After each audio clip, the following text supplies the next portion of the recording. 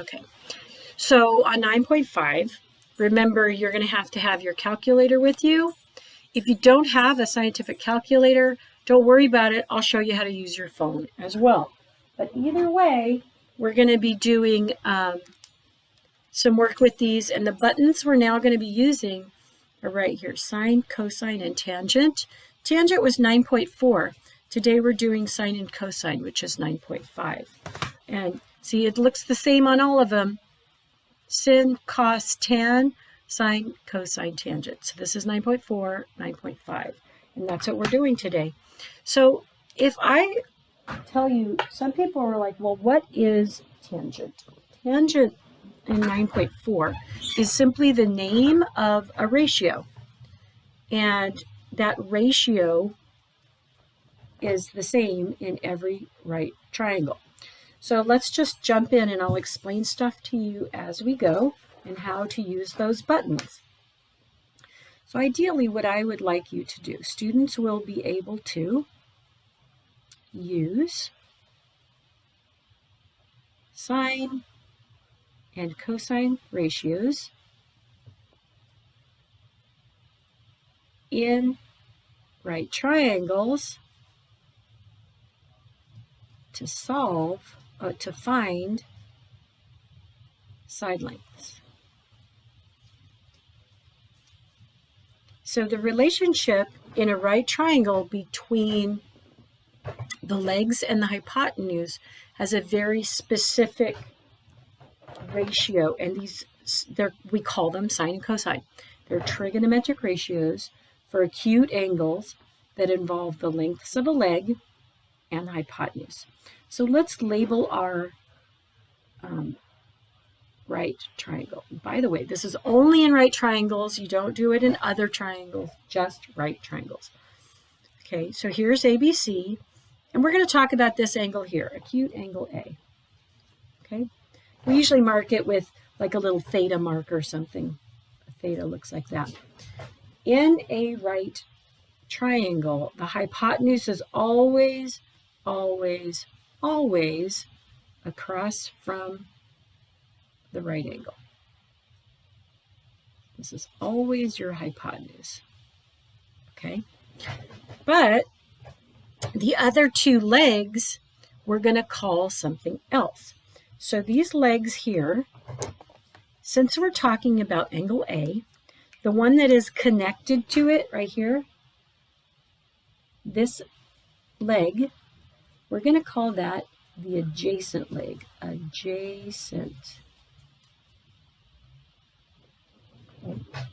Adjacent leg. And then the other one that's all the way across from it. See how A's over here and BC is totally not connected at all? It's all the way across the triangle. This one we're going to call the opposite leg. And that's from A all the way over here. Okay? Now that we have that, here is our definition. The sine of angle A, which we're going to write sin of A. So the sine of that angle is defined as the length of the leg opposite angle A divided by the length of the hypotenuse.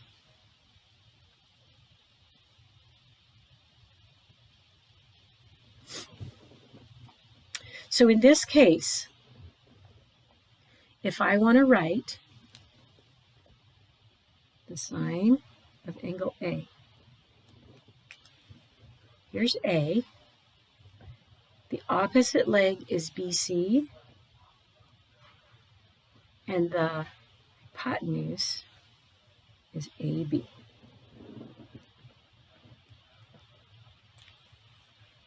Any questions so far? All right.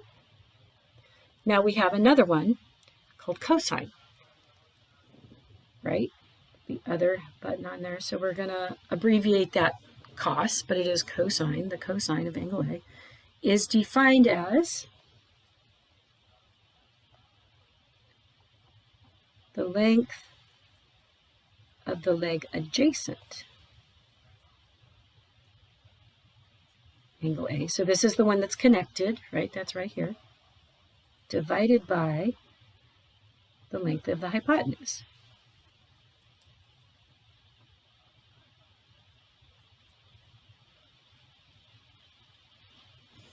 I should have left a little room in there.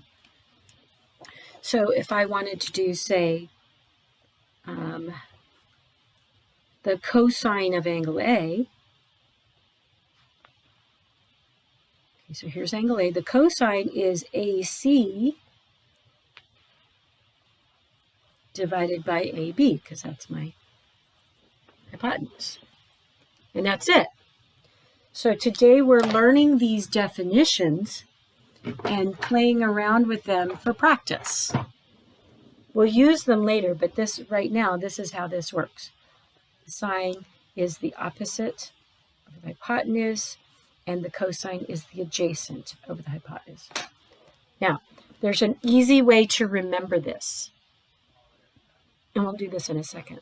And so right here in this space, what I'd like you to write is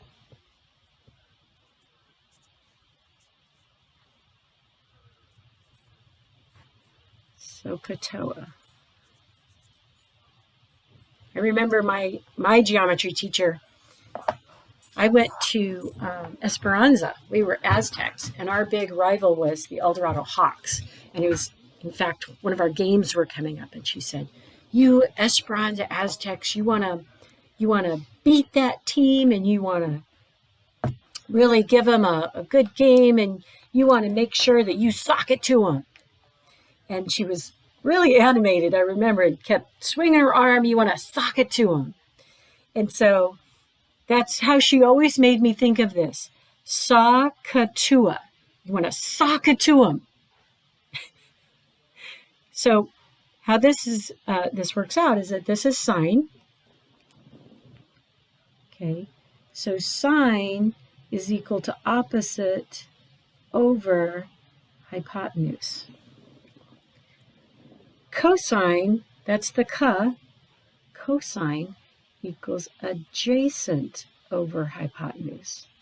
And then the TOA is 9.4 when we learned that tangent was opposite over adjacent. So hopefully you can see this where it says Peninsula Panthers want to sock it to the PVC Kings.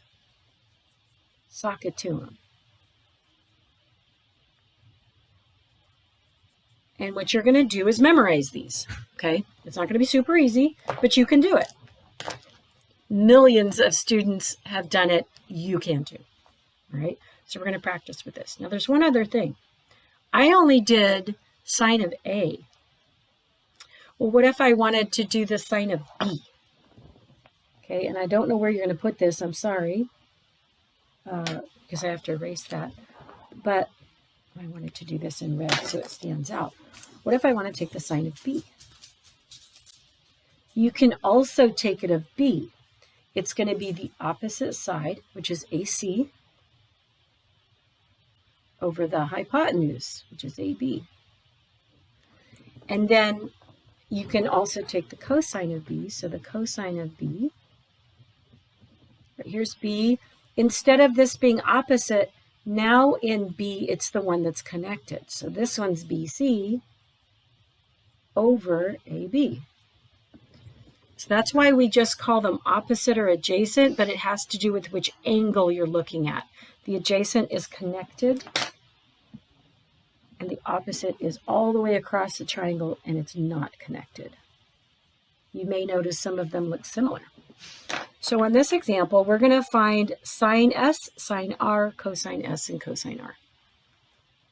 Then we're going to write each one as a fraction, and we're going to use the decimal. So that's why you need your calculator.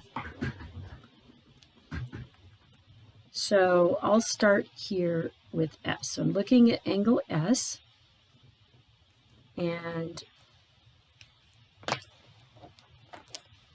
I want to do the sine of S. So the sine of S is the opposite over the hypotenuse. Here's S. The opposite is 63, and the hypotenuse is 65. That's the ratio called sine of the angle S. And all you do is do 63 divided by 65, and it gives you this decimal. Now I'm going to write to 4 decimal places, so that's going to be approximately equal to 0.9692. That's 2 close to them. Okay? I'm also going to do cosine S. Okay, so if I'm looking at the cosine of S, cosine's the adjacent side over the hypotenuse. Here's S. Adjacent is the 16 over the hypotenuse is 65. Again, to get the decimal equivalent, you're just going to divide 16 by 65. So I get 0.2462. I'll round that up to 2. 0.2462. So that's for S. Now, if I do sine R, now I'm looking at this one. Again, sine is opposite over hypotenuse. So the one opposite R is here, and the hypotenuse is here. Look, I already know that's this decimal equivalent. And if I do the cosine of R, here's R. Cosine is the adjacent side divided by the hypotenuse. And look, I know what that is too, because it's 0.9692.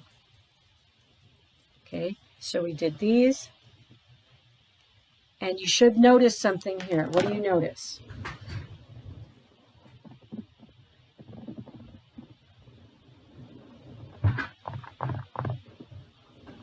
Everybody should notice.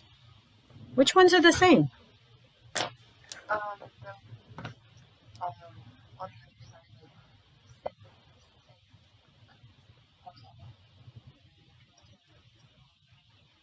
Exactly. Perfect. So what we're going to do is write that down in a sentence, right? You should notice that these are sort of flippy-floppy there.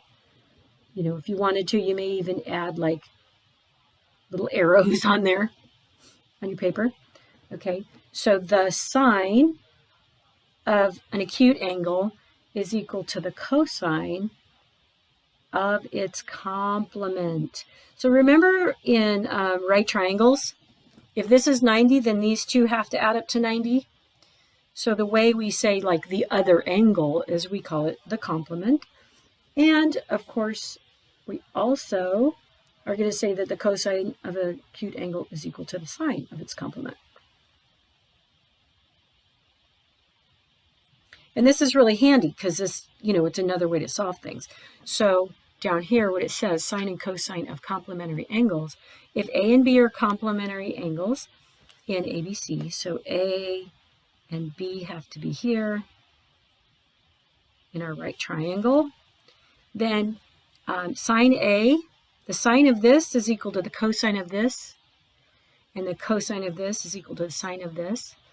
So just, you know, for argument's sake, if I call this angle x degrees, then this one here, the complement is the rest of the 90, which means 90 minus x degrees, because they have to add together to give you 90. So like if you wanted to, you could add that sine of x is equal to cosine of 90 minus x, and cosine of x equals the sine of 90 minus x. It gives you an easy way in your notes to go, you know, to figure these out. I know it's a lot of words and a lot of vocabulary, but when we start doing the problems, you'll see it's pretty simple as far as you're just coming up with a fraction. Okay, any questions before I turn the page over? This is where I'm checking my participants list. Okay, we've got about 5 more minutes to do these, and then we're going to do a couple of examples. It may take up your whole period. Okay, so for an example, or for a number of examples, we're going to write sine 56 in terms of cosine, which is exactly what we were just doing there, right? So from those notes, sine 56 is equal to cosine of 90 minus 56. That's how you would like apply that concept. And so sine 56 is equal to cosine 34. I'll put little parentheses around it. That's it. That's how you use those. Okay, continuing on, number 3, you're going to find the values of x and y using both sine and cosine. You're given 26, so that's the one we're going to use. You're going to do exact form as well as rounding your answers. So this means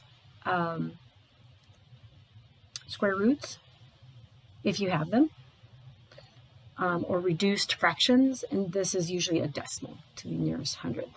So we'll start with finding x.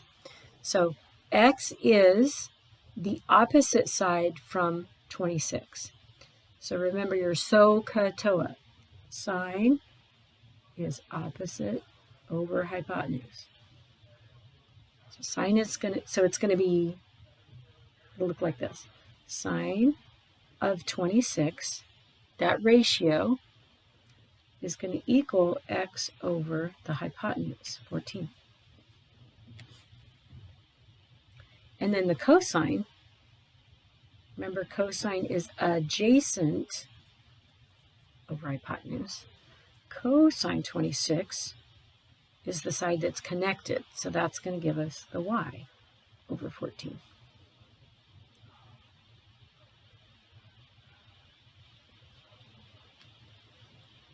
Okay, this is when you grab your calculators, because that's a number you don't know, and that's a number you don't know, but your calculator does. So I'm going to stop and just show you one thing. So if you have just a straight, small scientific calculator, and you want to find sine of 26, you have to actually press 26 first. It's called postfix. So you do 26, nothing happens until you press the sine button, and that's the ratio. Okay, so it's going to give you, so if you want that, then you could multiply times 14 to get 6.137. Let's do this. X is approximate. Oh, wait, it said hundredth. So this will be 6.14. Now, if you have a TI like this, this is called prefix. And so you can actually do the sine first. So if you press the sine button, let's turn it on, press the sine button, see how it shows up with a parenthesis there? Then you would put in 26, okay, and then that's how you enter that. So if I want to do times 14, I do times 14, and it gives me the same answer, so I'm good on that. So you have to figure out which calculator you have, whether you do the button first and then the angle, or the angle and then the button, you'll get the same answer. And then last, here's the last thing. Say you don't have a calculator with you and you want to use your phone, okay? Because you always have your phone. Well, you're going to do the calculator. And if you didn't know this, here's the basic calculator. You can make it turn into a scientific calculator. I always have to tip mine up, but you just turn it sideways. And if I tip it up, boom, it turns. And so now I have a scientific calculator, and my sine, cosine, tangent is down here. And it's just like the scientific one, where you have to do 26 first, and then you press the sine, and it gives you that ratio. So again, if you've never used one before, it starts like this, and you need to turn it sideways. But if you turn it sideways, it doesn't do anything like this. You have to just tip it, and then it'll turn. Okay, at least that's how my Apple works. Again, there's your sine. And again, you have to do the angle first, and then you can push the sine button. So this will work exactly the same. The problem is you can't always use your phone on like tests and stuff, but we don't have to worry about that right now. Oh, so let's do cosine 26 times 14. Get that second value. So that's 12.100 is 5/8.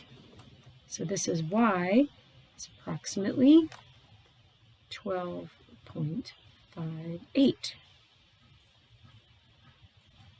Okay, there we are. Any questions?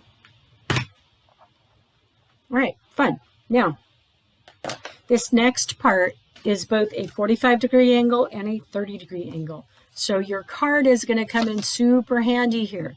Look, if you don't have your card, draw it on your notes. Not a problem. But what we're going to do is find the sine and cosine of a 45-degree angle. So this is a 45-degree angle, right? So sine of 45 is going to equal, remember, the opposite over the hypotenuse. So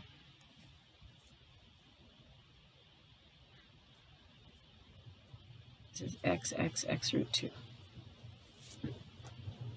This x can be any number. So if x can be any number, what I'm going to do is make it 1. I'm just going to pick x to be 1. Okay. Then I can do the sine of 45. So this is, say, 45. So the opposite side is 1. The hypotenuse is root 2. So the sine of 45 is 1 over root 2.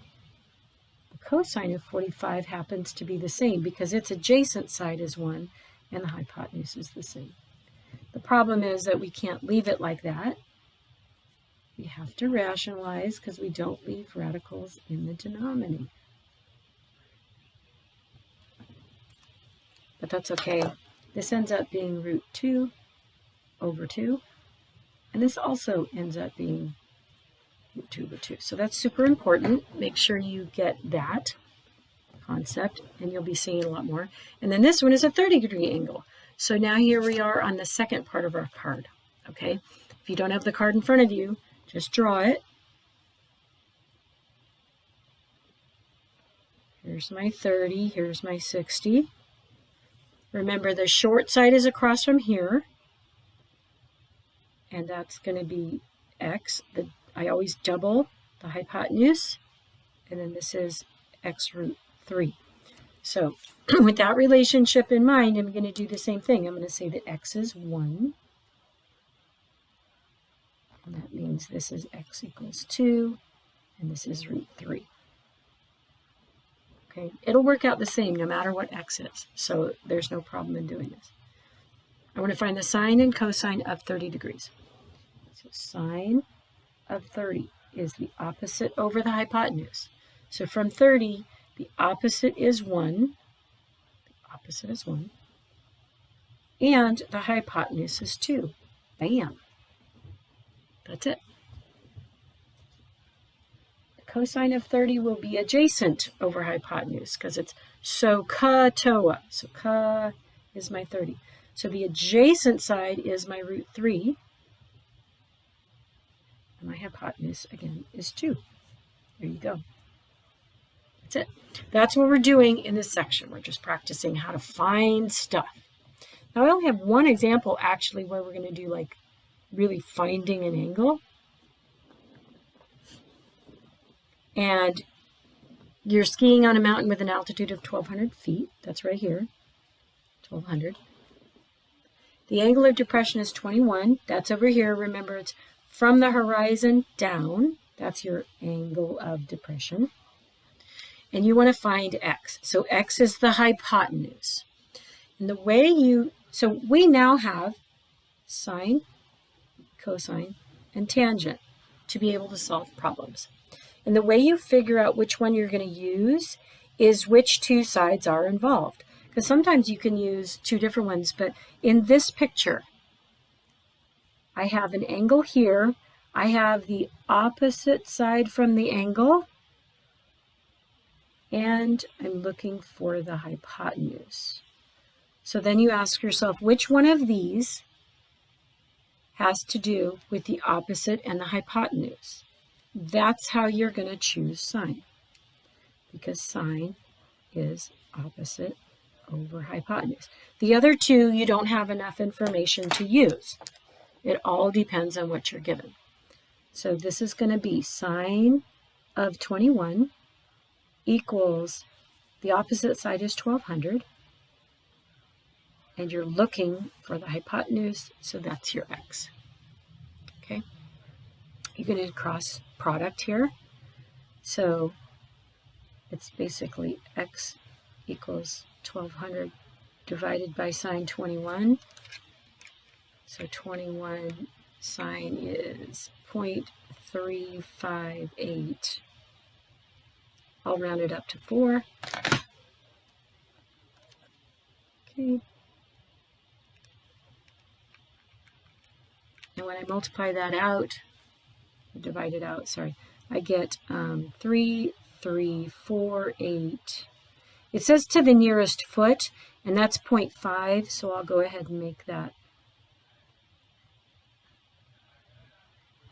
3349 feet. Okay, so questions. I know we've just done a bunch of them. We did some simple examples. We did the special right triangles. We did one where we're solving a problem. Okay, so now we're going to practice finding the ratios.